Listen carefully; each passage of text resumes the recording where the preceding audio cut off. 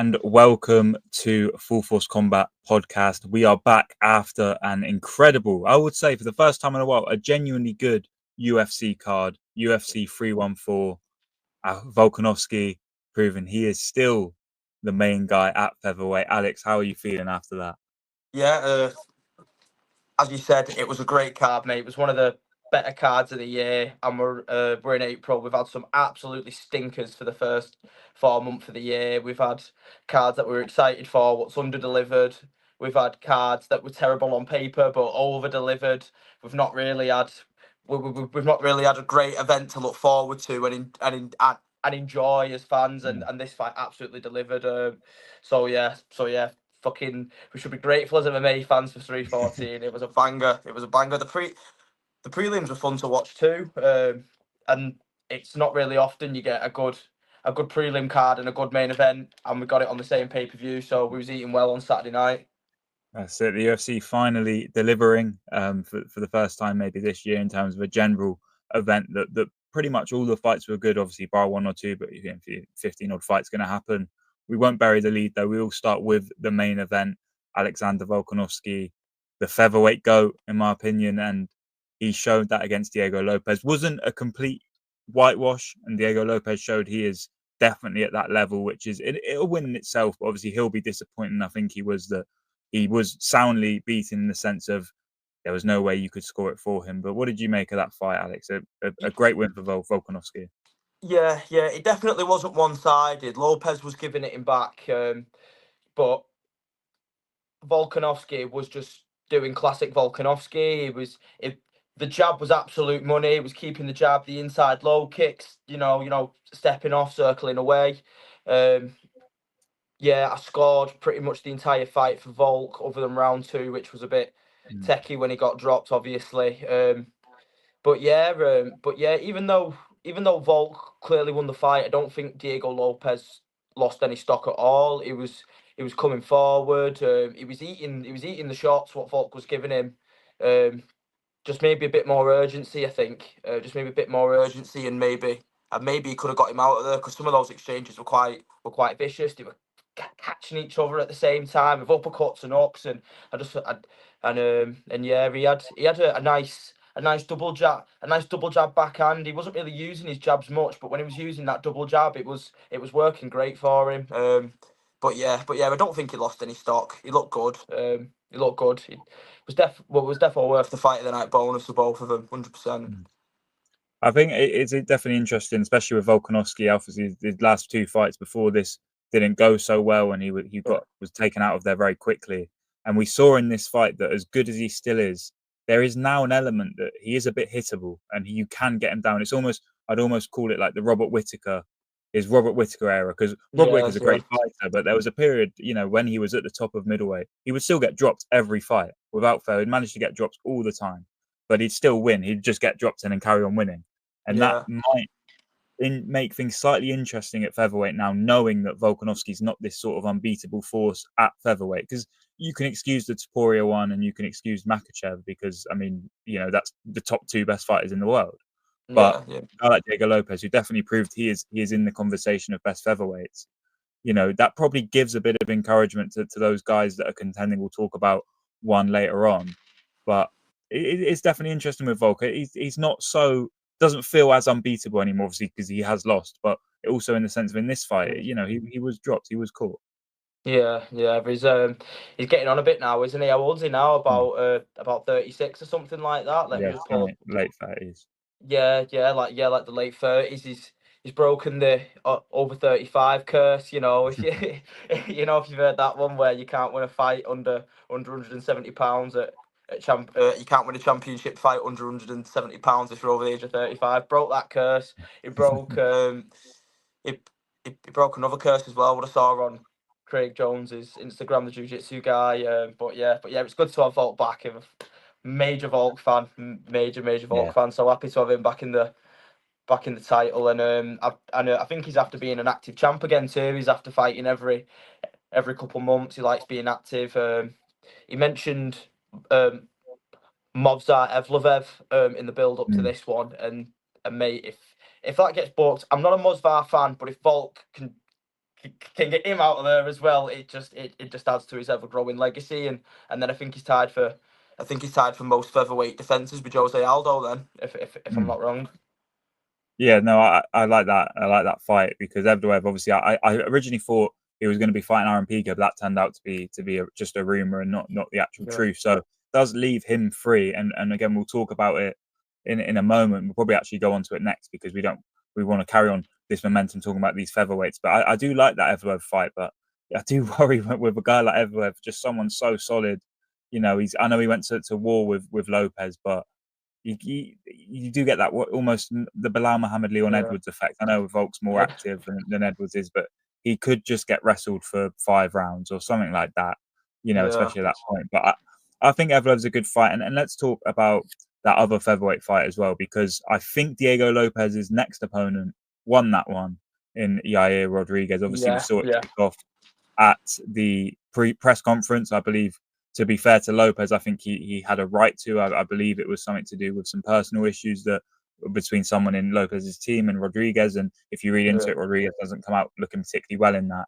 But in terms of good performance from Rodriguez, he looked really good. I mean, Pitbull, he unfortunately looked his age in that fight, I feel like, and he looked as his form has been going. And we didn't see a reinvented Patricio Pitbull. We saw the Patricio Pitbull that had dropped 2 of his last 3 fights and had, you know, was coming into UFC at 37 years old with 40-odd fights on his record. So what did you make of the fight? Because Rodriguez did look a star in that fight.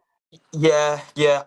As you mentioned, we saw the Pitbull that was the same 3 fights ago. You know, that maybe that's just how his fight styles developed as he's got a bit older. Because back a few years ago, he was aggressive. He was a bit of like a bit of like that Michael Chandler explosiveness, you know, kind of coming forward, trying to take your head off. But maybe as he's got a bit older, he's thought, you know what, maybe I should chill out a little bit, be a bit more patient in the first round. And similar to his last fight on the PFL Super Fights series, I can't remember the guy he fought. I think it was Jeremy Kennedy, I think it was Jeremy Kennedy.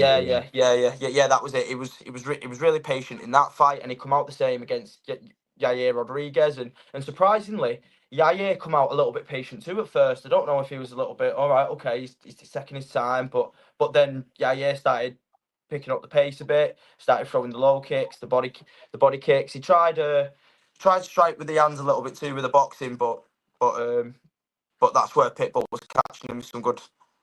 Some good counters, to be fair, but I just think Yair was a lot more active. He was like a predicted in the predictions video. He was just creating that chaos, and Pitbull was trying to play catch up with him the whole time. It felt like trying to take him down and trying to impose his will. But Yair had an answer for everything he was giving him, and it just kind of felt like Pitbull was playing catch up. Yeah, just started too slow. I think we saw that in the Volk Lopez fight. When you just start that slow, you're giving yourself against a fighter that good. You're just giving yourself way too much. You're giving yourself a mountain to climb, and we saw that, didn't we? Yeah, big time. There was a cheeky submission attempt in round 3 with the armbar, and it looked like it was on. But yeah, scrambled out. It didn't really seem to bother him. He scrambled out of it, got out of it well, and then carried on winning the rest of the round. So fair play to Yair Rodriguez. But what a fight that would be! Yair Rodriguez and Diego Lopez, mate. Talk about a barn burner. I don't see that one going distance, defo not. And I think that's realistic to be arranged as well, because I have to be honest, with the matchmaker hat on, you're probably thinking if Pitbull wins, then you don't mess about. He's him v Volk straight away. You don't pull any punches. But with Rodriguez, someone who has he had a shot? I feel like he has. Rodriguez, he fought Volk a few years ago, and Volk smashed him. Did, and Volk, he quite comprehensively beat him. Yeah, it probably leans well because Rodriguez does not fight a lot. He's not someone that is this ultra. God, excuse my voice there. He's not an ultra active fighter. He fights once or twice a year and leaves it at that. Diego Lopez coming off a really tough 5-round fight. He's going to need a few months out. You probably could do this in Mexico, like October, November time, and it would be fitting of both fighters' timelines. Because obviously Lopez will need time out. I don't know how long the medical suspensions are or anything like that, but he will have some time, and then Rodriguez will just naturally not fight that much more this year, and to probably have one more fight this year. So I think that in terms of fight night main event, because Lopez has established himself now as one of the top guys, and Rodriguez has sort of been in and around that for a number of years now. That is a no-brainer, isn't it? And what do you see for Patricio Pitbull now? Because he's in a bit of an interesting position. Yeah, I don't really know what you do with him.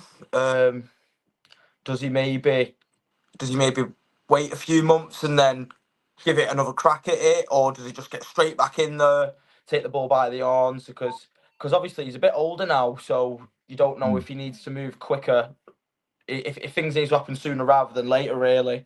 And it's the question: who do you put him up against? When you pull up the rankings, there's not really anyone clear to put him up against. Everyone's fairly busy.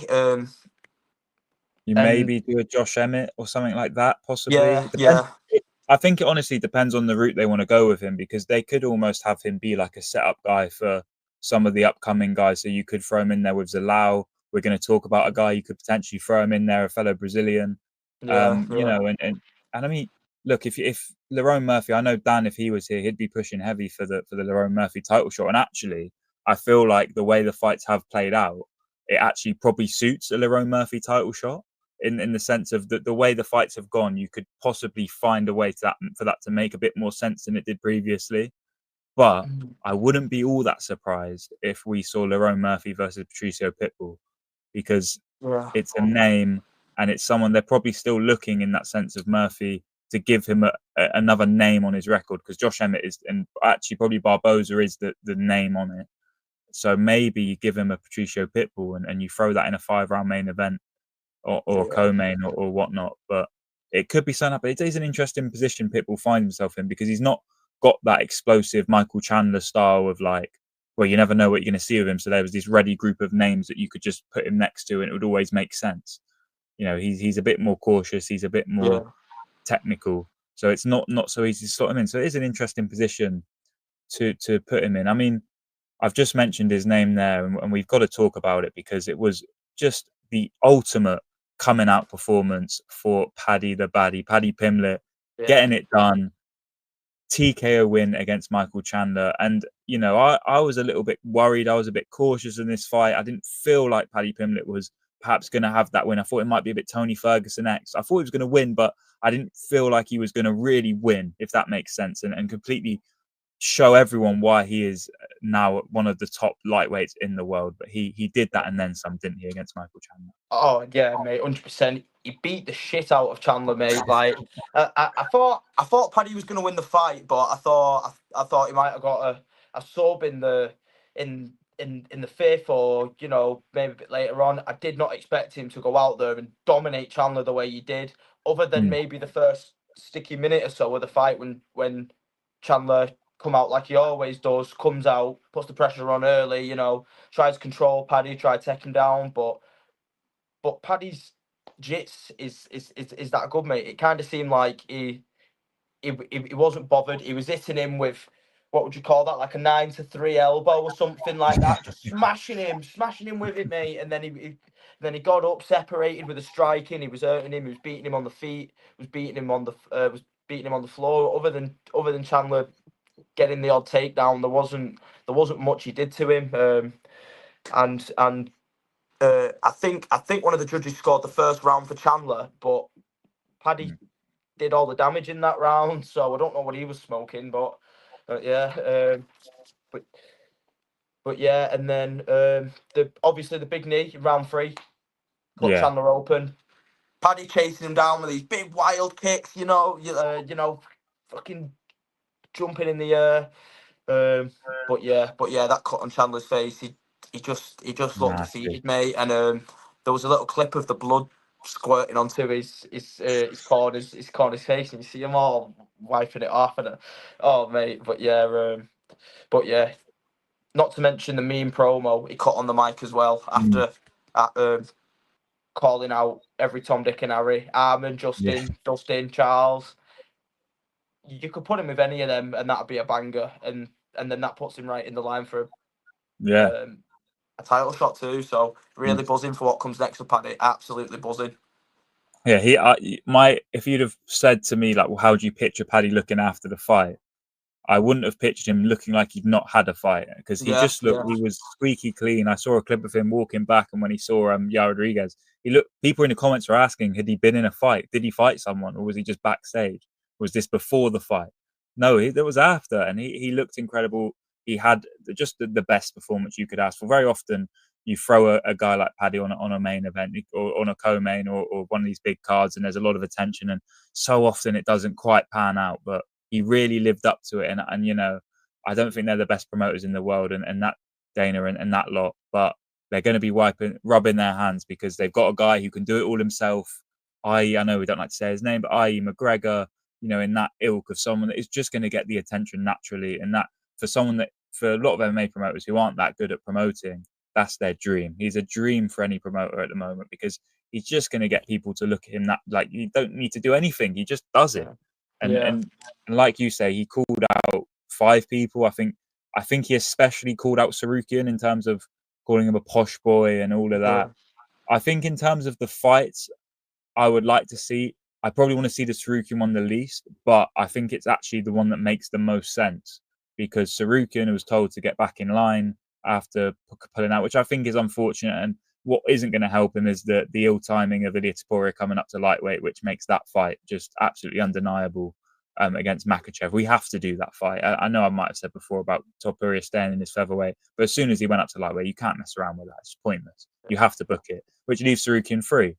And I think Paddy is that fight makes sense, especially if there's a bit of need on Paddy's way. It gets people more interested in that fight. Would you agree that Sarukian is the best, or would you say it's one of the veterans, one of the staples of the division? Yeah, I'm thinking Arman or Charles. It's got to be one of them two because obviously Dustin Poirier is having his last fight in Louisiana in the summer, and he's previously said he doesn't want to fight Paddy. He wants to fight a legend, and I'm thinking that maybe he wants to complete that trilogy with Justin Gaethje. You've not heard any. Well, you've not really kind of heard anything of them two, and the timings of their last fights would make sense for this Louisiana card, which is in July, I believe, in like 3. Yeah, that's what, in like 3 months' time, so something like that. I think Dustin and Justin will end up fighting again. So I think it'll either be Arman or Charles, and either way, both of those fights are heavy, mate. So yeah, if he gets past any of them two, a title shot is undeniable. Yeah, I agree, and just what a performance. And you know, it wasn't just Paddy Pimblett that left UFC 314 a star. Gene Silver, he did it. I was worried that he might not against Bryce Mitchell. I'll be honest, I can't stand that guy. And he got choked out in front of Trump, which was an even better because that's probably his idol. But I mean, let's not get too bogged down in that. Gene Silver, I mean, he'd lived up and then some to all the talk pre-match, didn't he? Yeah, it was a good fun fight. I know it was the second fight on the card, but still, the first 2 fights started the card off so strongly. The first round was a lot closer than what I think. I think Bryce won the first round. In my opinion, he outstruck him a bit, but it wasn't troubling Gene Silver. It wasn't troubling him at all. Gene didn't throw as many shots in the first round, but you could tell the shots he did land on Bryce, they hurt him. Whereas Bryce's were a bit more tippy tappy, and he was landing a couple takedowns, but yeah, Gene got the gilly. It was the guillotine at the end of round 1, and that changed the complete momentum of the fight. If on the video, I'm not well on if you watch the fight back anyway, you'll see Bryce going a little bit limp. When we was watching it live, my cousin pointed out, he went, look at his arm, and Bryce's arm was like, fighting, and it just went a bit limp like that. And so I think for a good few seconds there, he was unconscious. He's come back around. The round's over. He's probably there going, "No, where am I?" And then the whole fight changed after that. Gene come out. He was making Bryce second guess himself. Bryce didn't have an answer for anything he was giving him in the second round. But again, I think that's because he was disorientated because he was already choked unconscious in the first round. But yeah, great submission for Gene Silver. Ninja choke, beautiful, nice and tight. Dropped, tightened it up, all she wrote. I'm not sure what you do next for Bryce. Is I don't think he's one set before. Pull this up. I know he lost. He got Oh, wait, Emmett was the last. No, he had the setup against Gracie, but before that it was oh Emmett. yeah. So I'm not really too sure what you do with him now. I think he's in the rankings. Maybe you make him fight Danny Probably, Gay, yeah. which yeah. He's in Screw that someone limbo. like Danny Gay. Yeah. But great for Gene Silver. He can start looking up the rankings now. He's taking that spot. He'll probably come at number 12 or 13 or something like that. Probably looking at a Chikadze fight or maybe even an Aljamain Sterling because he's still knocking about. Yeah, it's interesting. You know, if I had my way, Mitch would be cut. But it's interesting what you do with Gene Silver because, I mean, there's two things with Silver. He's got to cut out this glove touching thing that he's just so obsessed with. If you watch all of Gene Silver's fights, he loves having the glove touch. He does it all the time. Like, and he looked like genuinely upset that Silver Mitchell didn't want to touch his gloves. It's like he just called you the devil. Like he's not going to touch your gloves. Like, and then he does it in all of his fights. But what I did notice as well, the crowd were barking while he was fighting. There was barks in the crowd. I heard it, and that tells you like that is a star. Like that is someone that has translated already at that stage. You have to put stock in this guy because if it does come off, then you've got someone here. And we've spoken so many times. UFC lack star power. If you can get a guy that fans are invested in, then you've got to keep going. I don't really know because again, the next fight is always going to be the toughest one now. He's at that stage. So yeah, Aljamain Sterling, Chikadze makes a lot of sense. I don't think they would bother with like Kate or anything like that. So yeah, I like the Chikadze fight. Again, you don't want to rush it, but I mean, he's had 18 fights. It's someone that the crowd seem to take to. So why not? You know, let's try and push this guy along and get in there because you know that there could be really something here. And you know, good on him. Great performance. Again, if as you say, first round was a lot closer, but as soon as he realised the threat wasn't as bad as he seemed to think it was, he then he sort of locked in and got it done. And I mean, we want to talk getting a feel-good win at the start of the UFC. Yeah. 314 card. Dan said it best. Dominic Reyes, first round, he got him out of there. And I mean, just great to see, wasn't it? Dominic Reyes just back in the win column, staying in the win column and potentially pushing for another title shot. Yeah, to me, this was a big upset win. I thought Nikita Krylov was going to beat him up. Nikita Krylov was a problem a few years back. I think he's had a few years out. I'm not sure if that's due to injury or obviously I think he's Ukrainian. I think he's Ukrainian. Yeah, he's switched, I think. So, all right. He's Russian now. Yeah, but yeah, so no, he's probably been busy dealing with the world. But yeah, I thought he was going to beat the brakes out of Dominic Reyes. But in Nikita Krylov, he did this. He charged in. Well, he was just charging in, head out, chin up in the air. Reyes, lovely pull back, bang, left hand, sparked him out.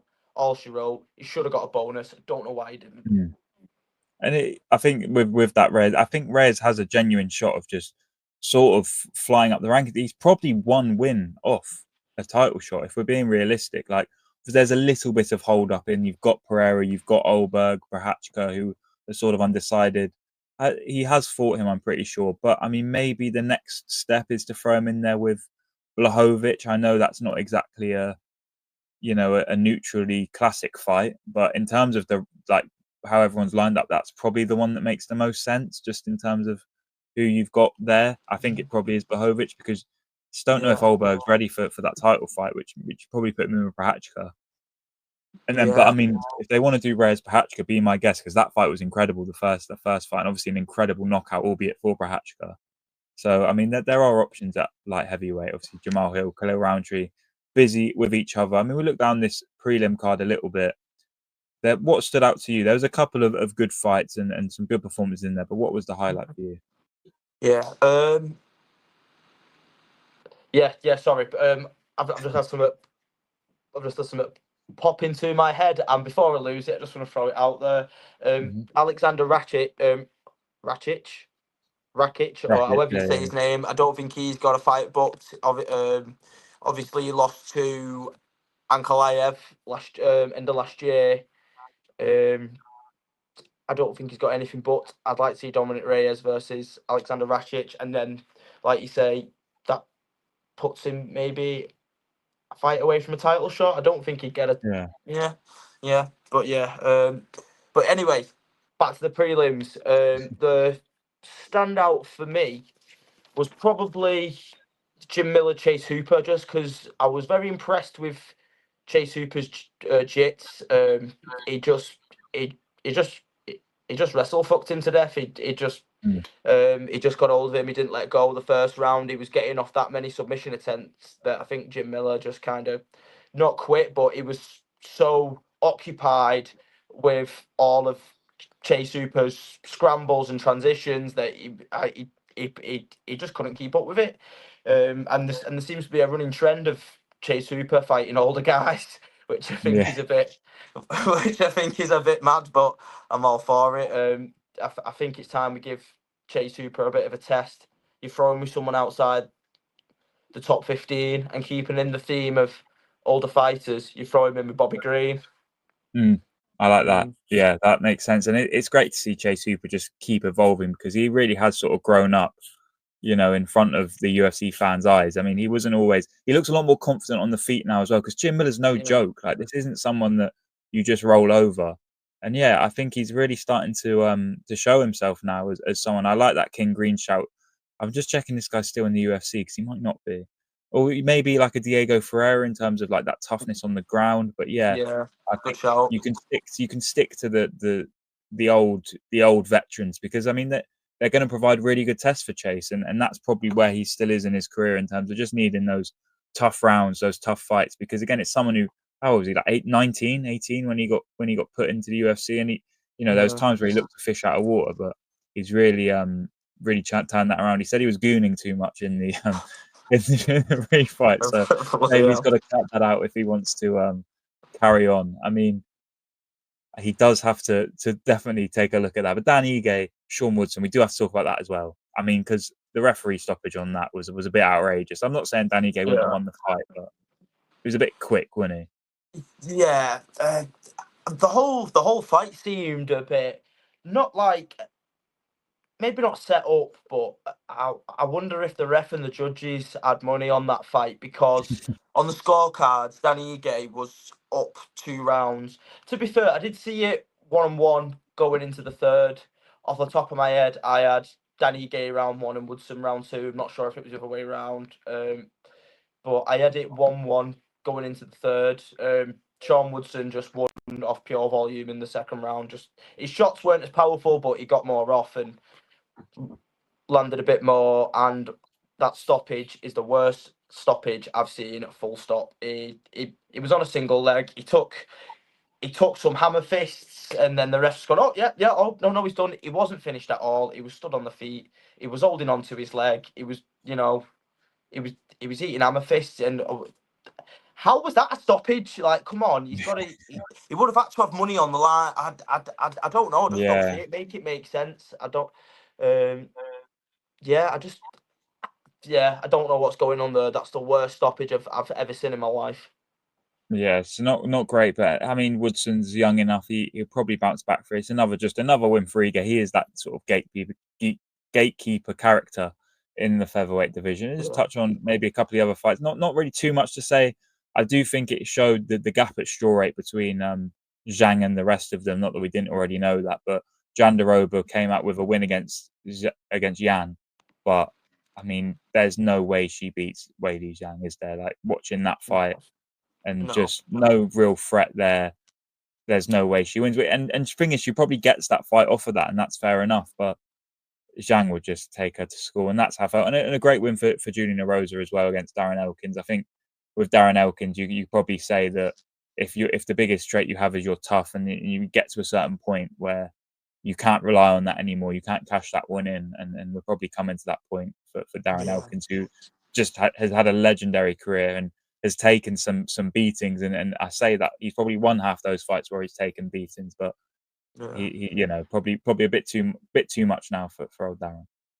Yeah, I mean, it's a bit of a shame, really, but the guy's been in the UFC since 2010, mate. That's 15 years. Like, crazy. that's some of our, you know, that's I probably wasn't older watching when than people's I wasn't watching lifespans. when he fought. You know, but that in itself is a huge achievement, I reckon. But yeah, Mm. it looked his age. Erosa's shots looked like they was hurting him. Like every shot he landed looked like it was. It looked like it was dealing damage. Like he looked. With all due respect, he did look his age in there, and yeah. If he wants to come back, fair play, tough guy, like respect it. But if not, and he decided it was the end, it was the end of the day, and he wanted to hang up his gloves, I'd say fair play. I clap my hands, congratulations, mate, on a fantastic career. But yeah, I don't know. I just think he looked so hurt. Like, Yeah, I don't. Yeah, it he's wasn't probably in nice that. to see. No, that's right, and he's probably in that. You know, it's tough because like, the UFC Hall of Fame works a bit differently to the other Hall of Fames I've seen in terms of like wrestling stuff. That like WWE, for example, they put a lot of people in every year, so there's always room for like the mid card guys and the sort of lower down the card people. And to be honest, half of it just us guys. He's in the Hall of Fame. How? But someone like Darren Elkins, he's almost that like cult hero level. If you want to think football, he's not like a legend of the sport, but he has had so many memorable fights. He's had, and I say memorable. There's a fight that's unlike that in my head. I can't quite remember who it was, but he took like the craziest beating. I'm gonna find out who it was. I want to say it was Bektic. I think it was Bektic. Yeah. He fought Mirsad Bektic. I haven't seen that fight. Watch that fight because he is like, his face is just a mess, and he still wins the fight. Like you'd think, how on earth did he do this? If you just saw a picture of how he looked, but he won that fight. It was on the Woodley Thompson card, I believe, and Yeah. it was an incredible fight. And he is probably alongside. I think Jim Miller is an outright legend in the UFC, and I think he would get the Hall of Fame. But someone like Darren Elkins, there's going to be a growing group of people that have just been in the UFC for so long. Michael Johnson is probably the other one that you'd put there. Clay Guida, guys that are just, you know, they're a stop short of sort of being the Hall of Fame status legends, but they need to have some respect. They're almost, if you want to do the football thing, they're almost streets won't forget fighters. The Yeah. streets will not forget Darren 100%. Elkins and some of the fights he's had. But that wraps up the UFC 3-for-1 review. And thank you for joining us, Alex. Make sure you are locked in on Full Force Combat because we're going to be talking about some of the fights coming up this week. Fabian Edwards in. There's another, I believe it's Cage Warriors card, I want to say. Yeah. Am I Yeah. right in Cage that? Warriors, Yeah, Glasgow. Glasgow. And they're always stacked, especially in Scotland. Got some great fighters coming through. I believe there's also a BKFC Media Day coming up as well in, I want to say, the Bridgewater up in Manchester or that area around it. So I don't know it that well, but make sure you look on the Instagram because it will give you all the details. Media only. There's going to be fighters there. The BKFC UK president, Alex, is also going to be there. So if you're a Full Force Combat fan, you get to meet Alex Smith and Dan as well. So let's go. You've got to get there. But make sure you check out the page and also give us a like and subscribe to our YouTube channel as well. So much going on. We're going to be doing Cage Warriors coverage, BKFC, and Octagon, of course. So, and weekly talking about UFC and all of that good stuff. So make sure you're locked in because it's only getting better around here. So you want to be a part of that too. So we will see you for that video. We talk about, or podcast, depends on how you listen. We talk about the upcoming fights. If not, thank you very much for listening. Peace.